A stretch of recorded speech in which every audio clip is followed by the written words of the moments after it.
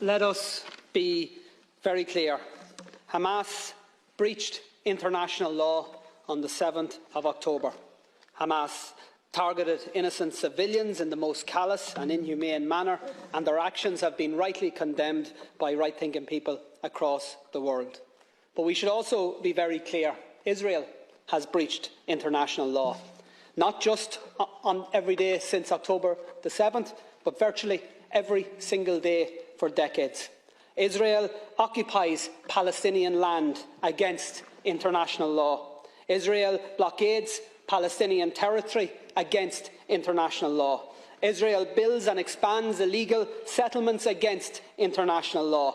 Israel enforces an apartheid system that restricts the movements of Palestinians and denies their fundamental rights against international law.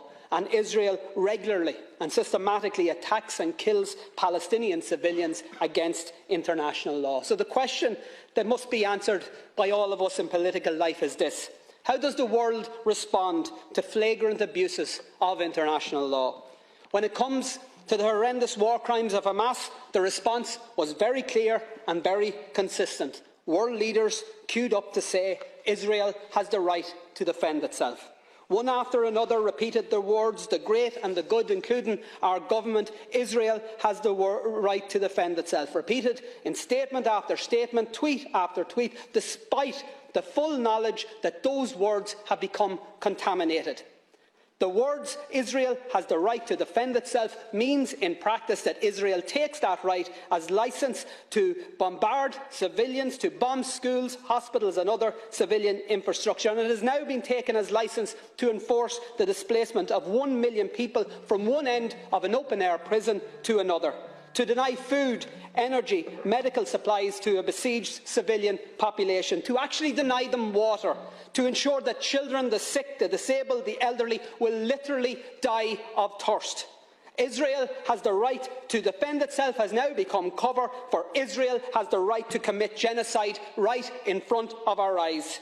How come we never hear the words "Palestine has the right to defend itself"?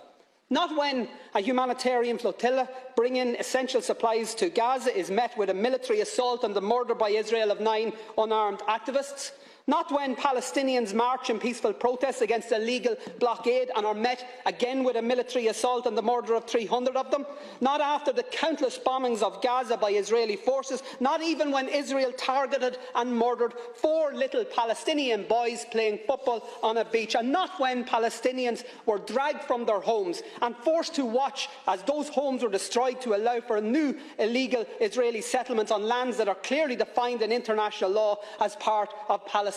And not after the countless offensive attacks by Israel against the people of Gaza or the West Bank have we or heard anybody in this House or any Western leader utter the words "Palestine has the right to defend itself." And why not? And by the way, I'm not asking you to say those words, and in fact it's just as well you don't, because we all know that the people of Palestine can't defend themselves. Not against one of the most powerful military forces in the world that is backed up by even more powerful military forces. The truth is that the people of Palestine, just like the innocent people of Israel, don't need the international community to tell them that their leaders have the right to inflict more bombings, more pain, more suffering. They need the international community to say stop, to say release the hostages, to say stop the bombings, the siege, the slaughter. They need the international community to tell Israel to stop the blockade, stop the apartheid, stop the annexation, to stop the genocide. And they need countries, Taoiseach, to lead the way. And Ireland should be one of those countries that leads the way. We know colonialism, we know oppression, we know conflict, but we also know conflict resolution. We know peace building, we know nation building.